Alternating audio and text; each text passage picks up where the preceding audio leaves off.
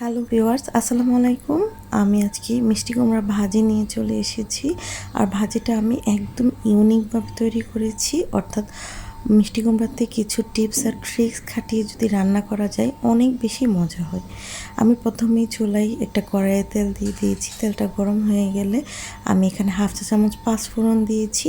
পাঁচফোড়নটা হালকা একটু ভেজে নিয়েছি। আর এখন দিয়ে দিয়েছি 4টা শুকনো মরিচ আর পাঁচফোড়নটা একসাথে ভাজার পর আমি এখানে হাফ কাপ পেঁয়াজ কুচি দিয়েছি।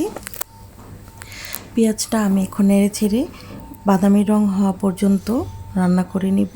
বাদামি রং হয়ে এলে আমি এখানে হাফ চা চামচ দিয়ে দিয়েছি রসুন বাটা আর পেঁয়াজ একসাথে ভেজে নেব কাঁচা গন্ধ যাওয়ার জন্য। আর তারপর দিয়ে দিব আগে থেকে কুটে ধুয়ে রাখা মিষ্টি কুমড়াটা দিয়ে দেওয়ার পর আমি এখানে স্বাদ মতো লবণ দিয়ে দিয়েছি। আর দিয়ে দিয়েছি হাফ টেবিল চামচ হলুদের গুঁড়া।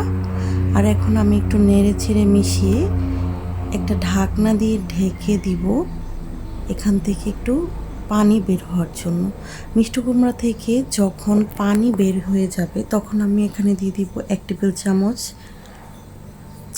চিনিটা দিলে অনেক ভালো লাগে।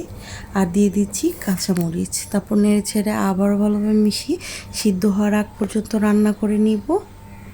আর এইভাবে একবার মিষ্টি কুমড়া রান্না করে দেখবেন, অনেক বেশি মজা হয়। সিদ্ধ হয়ে গেছে, এখন আমি এই পর্যায়ে চুলাটা অফ করে দিব।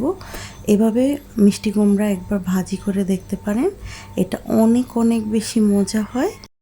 ভিউয়ার্স, আমার ভিডিও যদি ভালো লাগে তাহলে অবশ্যই আমার চ্যানেলটি সাবস্ক্রাইব করে আমার ভিডিওগুলো লাইক করে আমার সাথেই থাকবেন। আর চলে যাচ্ছি, আবার চলে আসবো নতুন কোনো ভিডিও নিয়ে। ততক্ষণ পর্যন্ত ভালো থাকবেন। আল্লাহ হাফিজ।